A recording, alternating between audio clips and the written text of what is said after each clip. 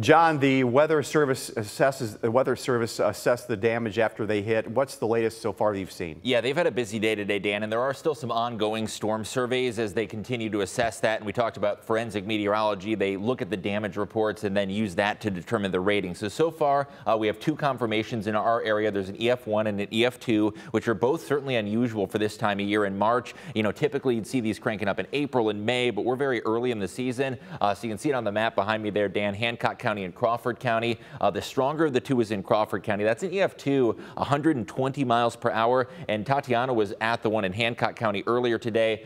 She talked about some of the barn damage, the structural damage. So we can confirm that at least 5 homes were damaged out of this and a number of other outdoor barns and structures. Question, you and Chris were watching, you were doing live coverage from what, about 7 o'clock last night on 9:15, 9:30. Yeah. You were watching the footprint of these storms coming across our southern part of our viewing area. Yeah, they were all lined up. Could you, I mean, looking back now, can you tell by a footprint while in real time, this is a real bad one, this is a, you know, not a real bad one, but it'll produce damage? I mean, if, let's say an EF5 rolls through, is it a bigger footprint than what you see with EF1? Yeah, so some of the clues that we see on Doppler radar really are suggestive of the damage. We were actually looking at what's called the tornado debris signature. Yeah. Sometimes that debris that gets lofted up actually hits the radar beam. So it's interesting, when the radar shoots out, it can not only detect precipitation, but it can detect dust and debris as well. So we were seeing some of that. That was a red flag. And then we were also seeing the velocity, which shows the winds.